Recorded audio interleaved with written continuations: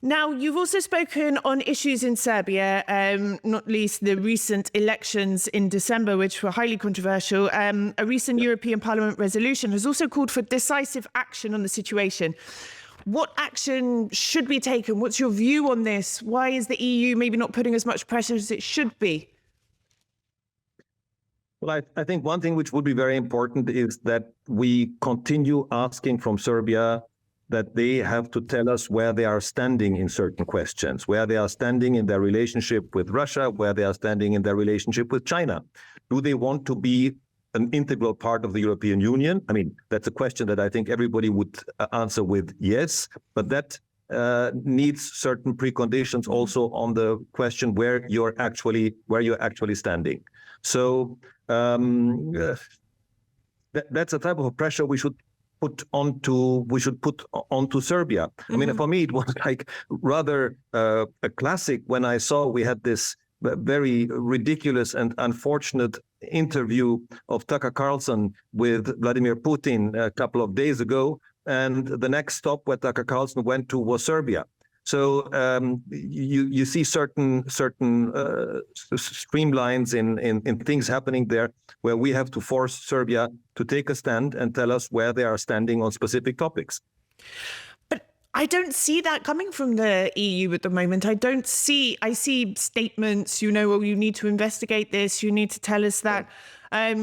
But I don't see them holding Serbia to account. We have the elections, injury of NATO troops, the Banzai attack, non-implementation of agreements, refusal to sign agreements, most recently at the United Nations Security Council, lobbying against Kosovo membership, administrative cleansing of Albanians in Preševo Valley, closeness to Russia. Last week, they had a delegation come from, I think it was the health ministry in Moscow. I think they're being quite clear, but why are the EU not standing up as much as they could be, in your view? I wish they would. I mean, I'm in no position to kind of put on that pressure. I can also ask the question in the same way as you are asking that question. I see that we put the pressure where it is possible to ask that specific question. But yes, also to my understanding, there is definitely not enough pressure on asking Serbia and ask Mr. Vučić exactly where he is standing on specific questions. No doubt about that.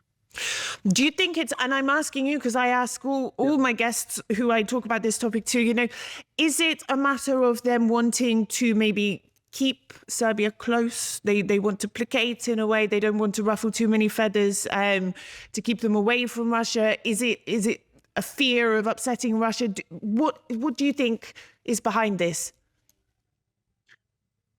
I mean, on one side, definitely, we have to say that Serbia is part of Europe. And of course, on the long run, I would definitely like to see Serbia as part of the European Union. There's no question about that. And I think it is in a mutual interest.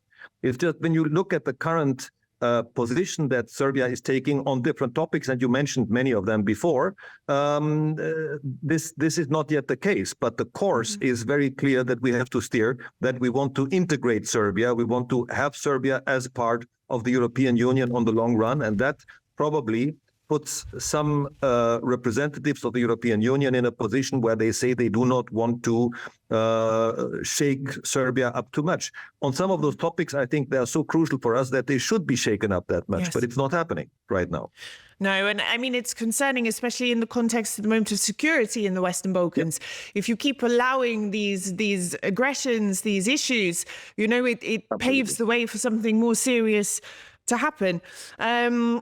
Now, and I want to ask about the Banzai attack. It was in September. The EU says they've not received a final report. Kosovo says they've handed over all the evidence. Do you think we're ever going to see any accountability for this? Do you think people have forgotten about it? I don't think people have forgotten about it because it is something, of course, also with the effect it had on international peacekeepers and with the effect it really had. I think it is not forgotten. But I wish I could help and put a dateline to it when we see some result of that. I'm not sure. I don't see it.